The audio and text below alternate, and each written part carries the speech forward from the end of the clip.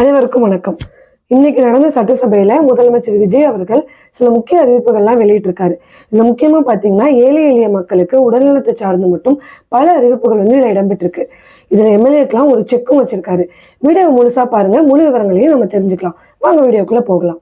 இதுல முதலாவது அறிவிப்பா மருத்துவ காப்பீட்டு திட்ட தொகை, அதாவது 5 லட்சம் கொடுத்துட்டு இருந்தாங்க. இப்ப அதை 1 லட்சமோ 2 லட்சமோ இல்ல, 25 லட்சம் வரைக்கும் உயர்த்தி கொடுக்கறதா அறிவிச்சிருக்காங்க.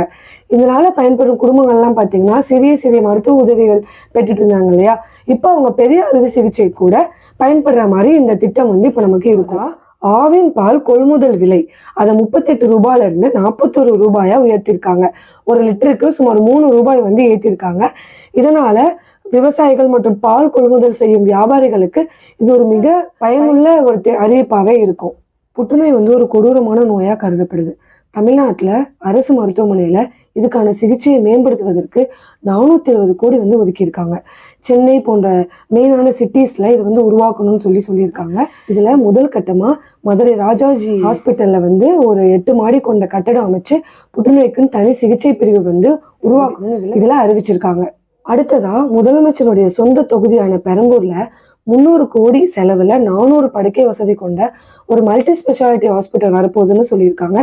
இது அங்க இருக்க வடசென்னை மக்களுக்கு மட்டும் இல்ல, தமிழ்நாட்டு மக்களுக்குமே இது ஒரு பெரிய குட் நியூஸ் தான். அடுத்ததா எம்எல்ஏக்கெல்லாம் ஒரு செக் வச்சிருக்காருன்னு சொன்னோம் இல்லையா, அது என்னன்னு பார்ப்போம்.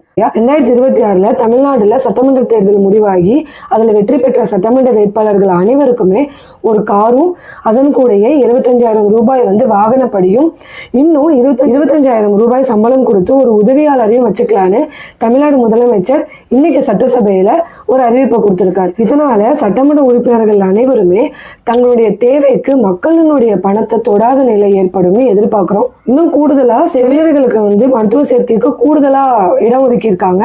அப்புறம் 7 அரசு மருத்துவ கல்லூரிகள்ல திருநங்கைகள் கூடுதலா சிகிச்சை பெற்றிருக்கலாம்னு இதுல சொல்லியிருக்காங்க. இது போன்ற விஷயங்கள் நீங்க தெரிஞ்சுக்கணும்னா ஒரு சைடு கேப் சேனலை நீங்க சப்ஸ்கிரைப் பண்ணுங்க.